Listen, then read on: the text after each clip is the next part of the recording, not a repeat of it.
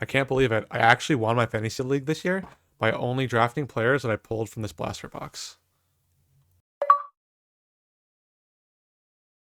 Let's see who was on the team that made it happen. First round pick, Nico Collins. Second round pick, Trey McBride. The only starting tight end, other than I guess if you can count AJ Barner, that I pulled in this box.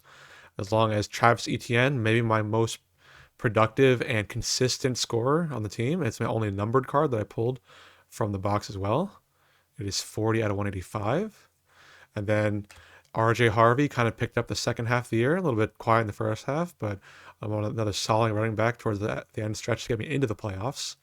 George Pickens, huge boomer bust, again, a little bit late as well in the season, but definitely managed to win me some games with some 20 plus point games. Also now on the Cowboys, not on the Steelers. Jameson Williams, again, another boomer bust wide receiver.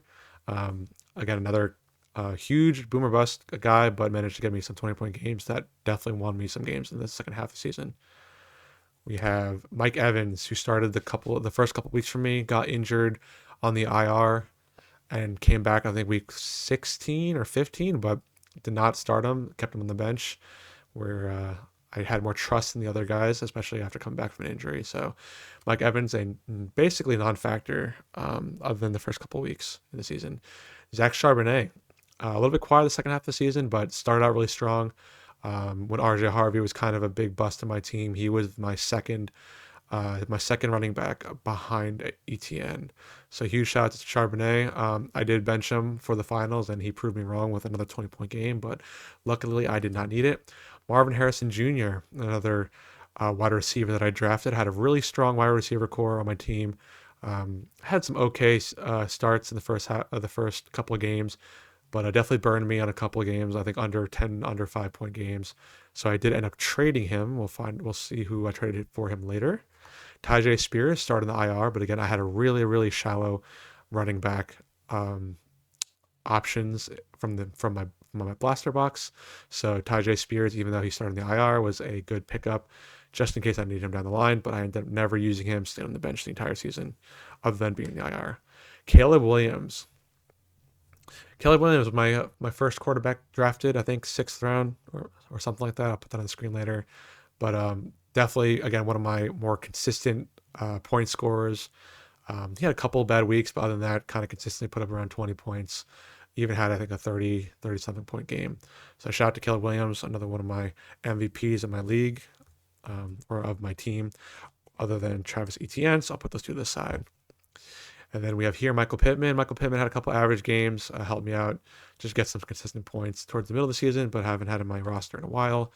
The only guy who kicks the ball that I've pulled in this blaster box here, I did not pull a kicker at all. So I figured, hey, he's a punter.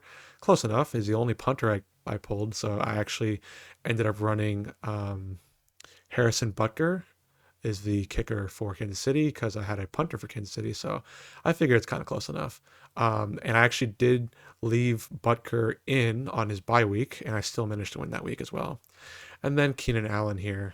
Keenan Allen had a couple of good weeks. Um, I don't remember putting him in my lineup other than a couple of games, maybe weeks like 5 through 8 or something like that. And then for the defenses, I played waivers a bit. I started out with the Vikings. They weren't doing too well in the start of the season, so I did end up dropping them. I did use the Colts a lot, the Buccaneers towards the end of the season, as well as the Dolphins and the Jets for I think a week or two where they kind of popped off. I don't remember if I think I had the Jets when they had their two special teams touchdowns, so that was nice to get them there. But other than that, did not play the Jets for obvious reasons, despite being a Jets fan. So those are my defenses. And then my quarterback. So CJ Stroud was the second quarterback that I drafted on draft night. Ended up dropping him after I felt a little more confident in Caleb Williams and picked up some other people, some flex players and dropped CJ Stroud. I did end up picking up Sam Darnold towards the second half of the season, dropped him and picked him back up. He had a couple solid games towards the end of the season. And then Jackson Dart. Jackson Dart, I did not draft, but I did get him in a trade with Marvin Harrison Jr. I figured, I think I still had two. I think I had Sam Darnold and Caleb Williams on my team already. But I figured my wide receiver core was actually strong enough to where I didn't need to be burned by Marvin Harrison and his sub 10 point games every week. So I decided to trade him for Jackson Dart, I think, who just came off a 20 something point game. I think it's like week 8 or 9 or something like that. But I figured I had enough good wide receivers.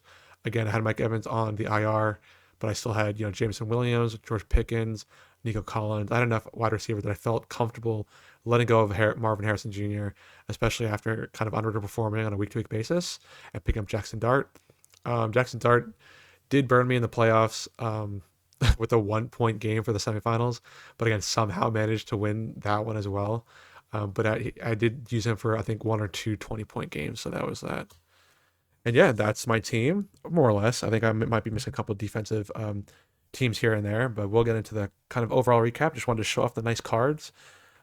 These cards, again, have been getting me through the season, all 17 weeks. And again, my two big stars of the team, definitely my Caleb Williams, the franchise. It's the franchise printing of Caleb Williams here, as well as my I don't know what this cubic. I think the cubic hollow of the Travis Etienne Jr., numbered 40 out of 185.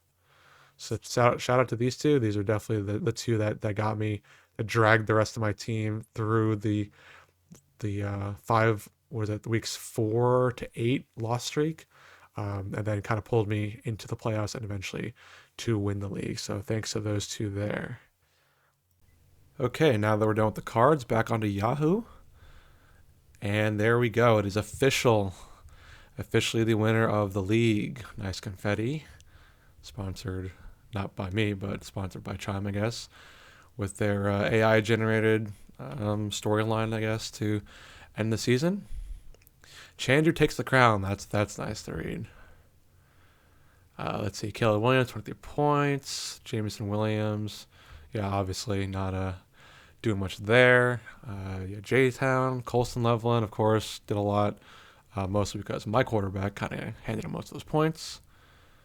But yeah, I mean, I don't know how many people read these sort of AI. I don't know if they're AI generated, but they're definitely not handwritten. I'll tell you that. Just the matchup timeline. Obviously, never lost the lead there. Here's my points breakdown for my team, with Caleb Williams just under 20% of my whole team's point production, and then Colston Loveland also around 20%. So that kind of tracks. Yeah, Puka Nakua down there. But yeah, let's see. Oh, there we go. Marvin Harrison, the guy I traded for Jackson Dart, 0 points this week. So, dang, 45 points for Derrick Henry. That's insane. Yep, and there it is. Team in first place. That is me. Me and only me. Okay, so let's see.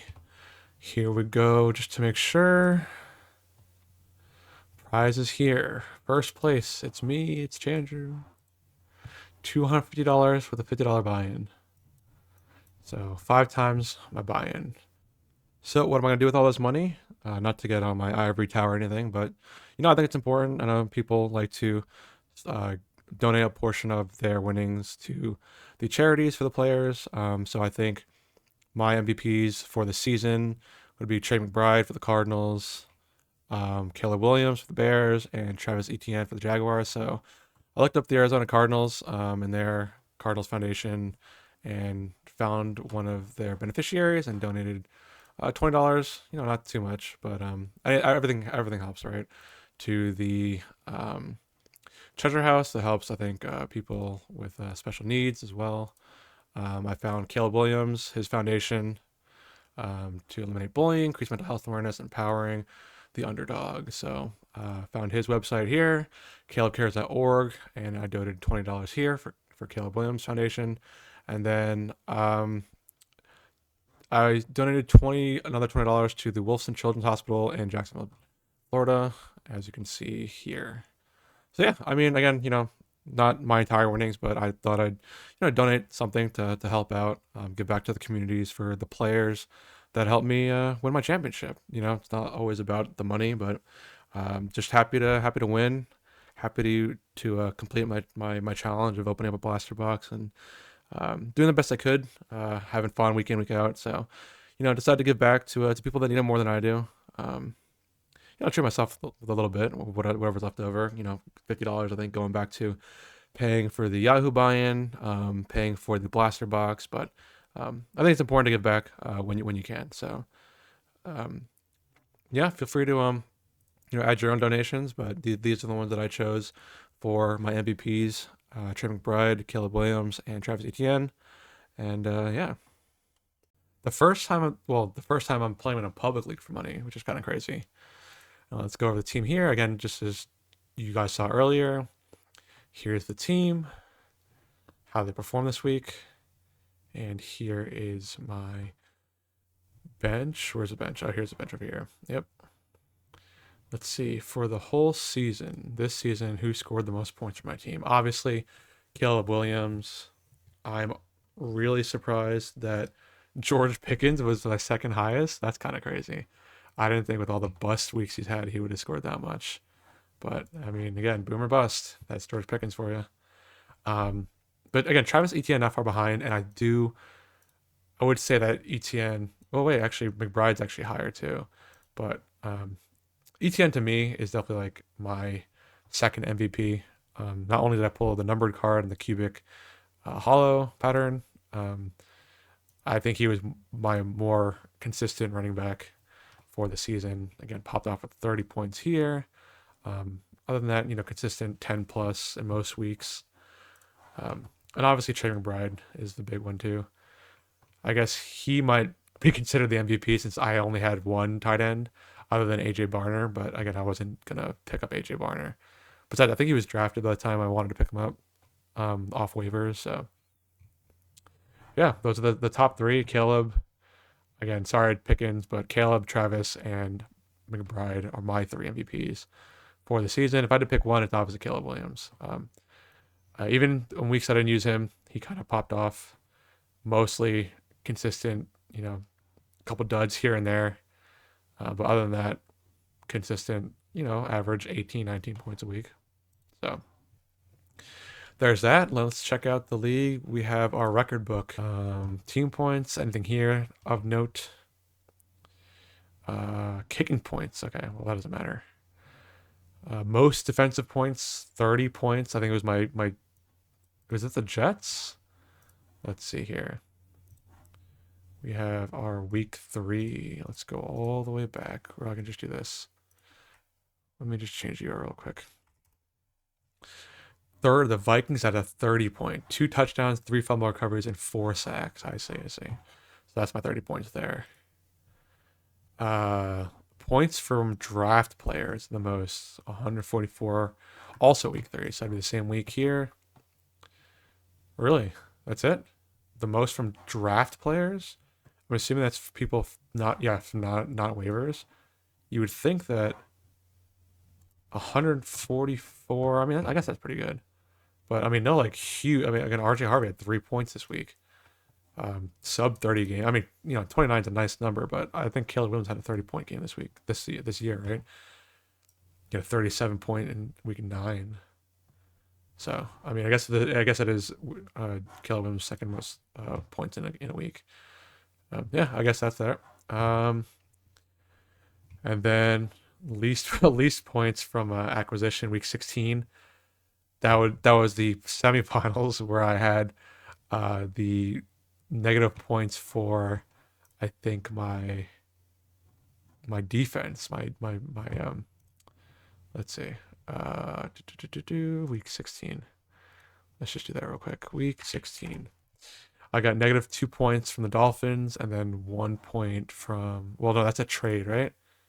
Post draft. Oh, no, post draft. I see. 0.98. I wonder who that's from. It might have been, oh, yeah, it's from Jackson Dart. Okay.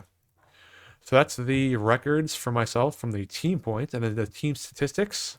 Most touchdowns in a single week, week 15, with 11 touchdowns. That's crazy.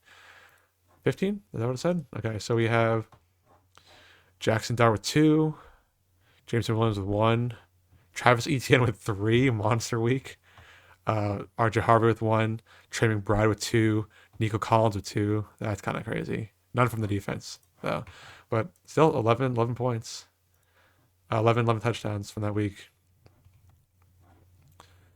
We have here the least. So my season average, the least rushing yards with me. That makes sense because again, the best running back that I could have drafted was Brees Hall, who got picked up by Team 5007, which is why he's up there and I'm down there. And my running backs was basically uh, the the consistent Travis Etienne, but RJ Harvey started the season slow, right? 7, 2, 3, one breakout week, and then basically kind of sub 5 points for most of it, other than a couple breakout weeks. But anyway, towards the end, after his bye, man, this dude was rolling. So obviously, again, not gonna he's gonna bring my average rushing yards down, as well as Charbonnet, who had started out a little bit, 10, 11, 11, really had some outlier weeks, but other than that, again, 3 points, 5 points, 4 points, 1-0. Um, because he was splitting the workload with what's his face with Walker.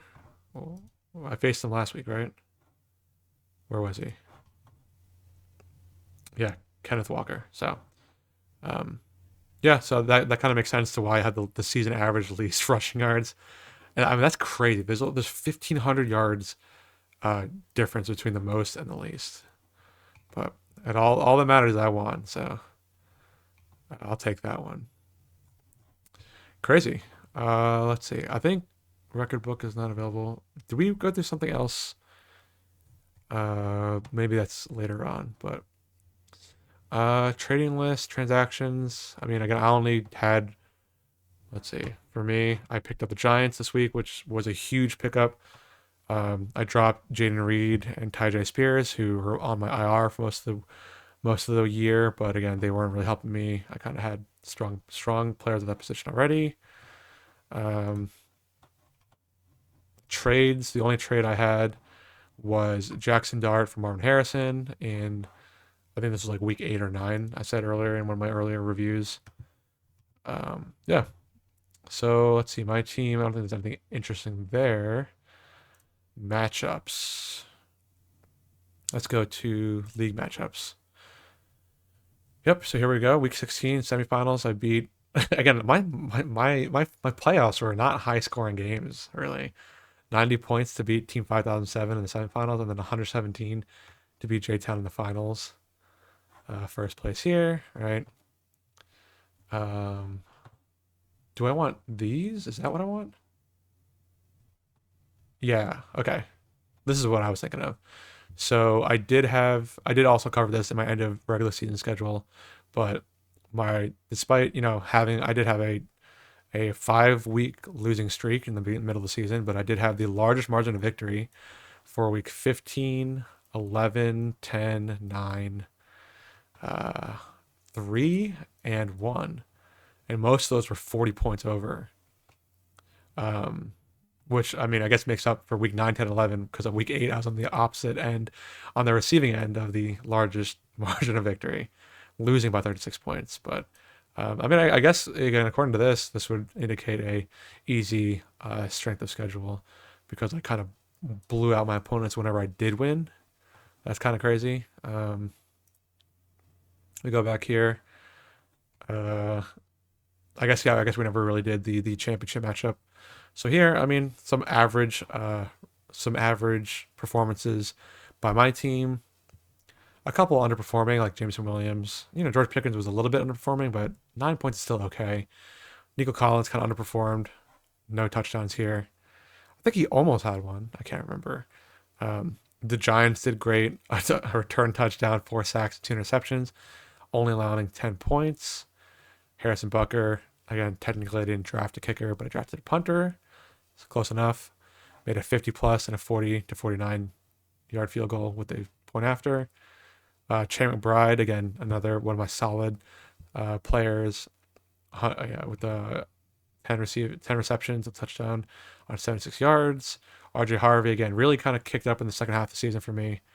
ETN, a little bit underperforming, but again, he did his work getting me here. Again, Caleb Williams, my most scoring player on the team, obviously as a quarterback, but again, my most consistent as well. But the reason why I really won is basically his team underperformed. His team really, really underperformed. Let him down. Jared Goff with only 4 points. To be honest with you, I was barely watching this game, but I was surprised to come back and see that he had, you know, 3 fumbles lost, which is kind of crazy. Um, JSN did okay. I'm glad he didn't pop off. I think his players had a lot of potential for big boom games. I think Jared Goff, right? Doesn't he have one of the records for the most touchdowns in the league right now, or something like that? Um, so surprised to see that again. The Minnesota kept him to 1 touchdown only. JSN again projected 18. He's had some huge weeks, right? Like 33 point week here, 24 here, 19 here, 26, 23. So he does well. CD Lamb again as well. CD has a great I mean, I guess he hasn't been doing too great. I guess I got the better receiver in George Pickens, but in my mind, CD again as the number one receiver on the team, maybe because he's covered so much, but I thought he would have done better. Kenneth Walker again, him or Charbonnet. So, but he's still projected to get 12 points, and he only scored a little bit more than half. Kyron Williams got basically his projected, but then he's had some monster weeks too, 21, 27, 18, 21 here. I was a little bit nervous because he did play again. This was another game that came down to the wire on Monday night. All my players finished on Sunday. Monday night I was watching, biting my nails, watching the Rams Atlanta game. Again, I am based out of Atlanta, so I'm rooting for the home team for once, even though I am a Jets fan. Kyron Williams, he did pull a lot. I was kind of nervous because the other running back I think was out. I forgot what the other running back's name for the Rams. He went out, so Kyron Williams kind of took up the workload. So a little bit nervous about him popping off, especially with they couldn't really get Nakua the ball until late. So I thought the Atlanta had a little bit of trouble stopping the run game. It looked like so. I was worried about Kyron Williams popping off there. Colston Loveland got a lot of points, 18 points. Jeez, man, 94 yards, 1 touchdown. Off of only six receptions, which is kind of crazy. But the saving grace was that everything that he got, I got a portion of it because Caleb Williams was my quarterback throwing to his tight end. So Puka Nacua, man, I was so scared of this one. Again, I had a 50-point gap coming into Monday night because again, all my players were done. I was at 117. He was at like 54, 60 or something like that. But man, I was so nervous about Puka Nacua because he just came off last week's 40-point game, which is absurd, right? What 12 for 16, 225 yards and 2 touchdowns. A 40-point game. I have never seen that. A 40-point game followed by 23 and a 30. Almost a 30-point here. So I was definitely worried about Nakua coming against the Falcons, especially since I haven't been following the Falcons too much. But again, I do know that they were kind of out of the playoffs. They started hot, but been kind of in the gutter since. So I was so worried about Puka just breaking all sorts of records and just touchdown after touchdown. So I'm glad that the Falcons were able to keep him in check there. Cameron Dicker again, kind of under half his projected. Don't really have much to say there. The Eagles did, almost 3 times their projected with 5 sacks, a fumble recovery, and only allowing 12 points. But yeah, I mean, my team did okay, but I think the only reason I won was because, like every other week, I only win because my opponent underperforms. But I'll take it. I won. And here's the rest of the league here. Second place here, or for the third place, I guess the consolation bracket here, and then the rest of the league down there.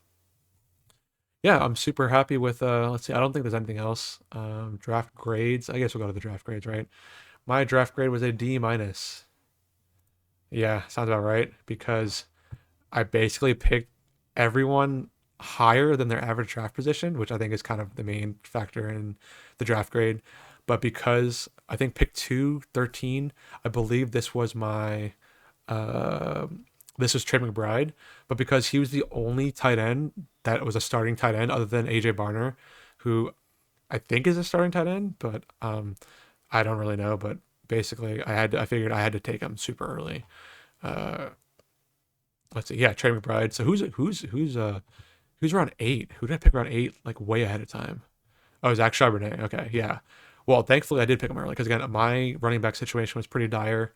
I think I wanted to pick up Brees Hall around one of these 6, 7, 8 uh, rounds, but he got picked by Team 5007 right before me, who also stole Josh Allen before me, I think in the third round or fourth round. So yeah, so basically the draft grade I'm assuming is it was terrible because I picked a lot of the people way ahead of their draft position, their average draft position, because I was kind of forced to, being Trey McBride my only tight end, and then I'd had a lot of really bad running back picks, so I had to pick up Charbonnet, who was an average pick, I'd say, because I passed on a lot of running backs, man. Um, but I had to pick up Charbonnet just to lock in a second starting running back. It was basically at this point it was just ETN or bust on my team. So I had ETN and no one for my second running back slot. So I had to pick up someone. So it was X Charbonnet. That's why it was the worst draft pick, because he was picked higher than he was projected to be drafted. It all worked out though. Draft day projected standings. Again, obviously this doesn't mean everything because he wasn't going to go 14-1, but I was projected to go 1-14. So my power ranking again down at the bottom. So I'm happy to prove this wrong. Again, obviously, I know obviously that these projections and the draft grades don't mean much, and it's kind of done through AI and average draft position, stuff like that. The schedule based on the current unchanged.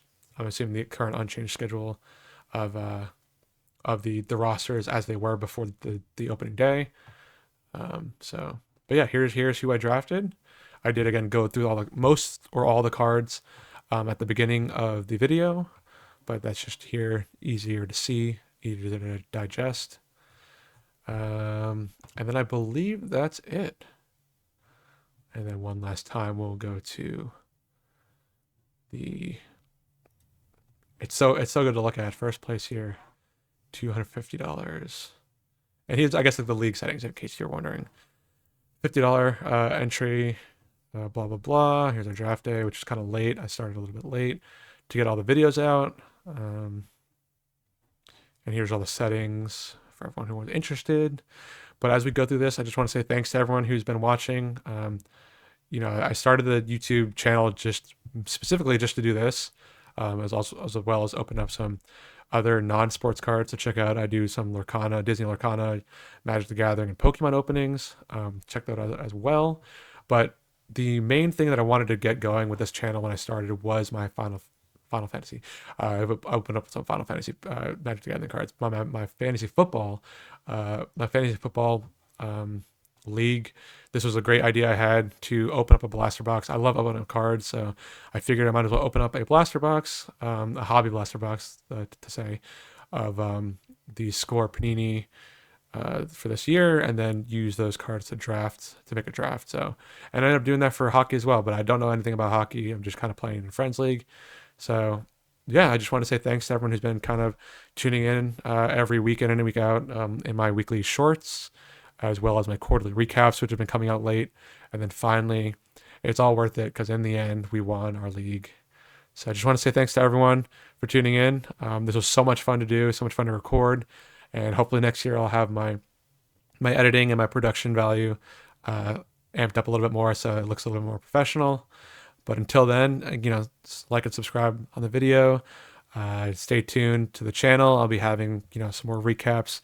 I'm doing this challenge for my hockey, and I'll probably do it for baseball. Open up some baseball cards, distract myself from the upcoming Mets season, because that one does not look too hot right now either. So it's officially a wrap on 2025 and my Panini Score Hobby Blaster Box Challenge. So thanks to everyone watching. Don't forget to like and subscribe, and I'll see y'all in 2026.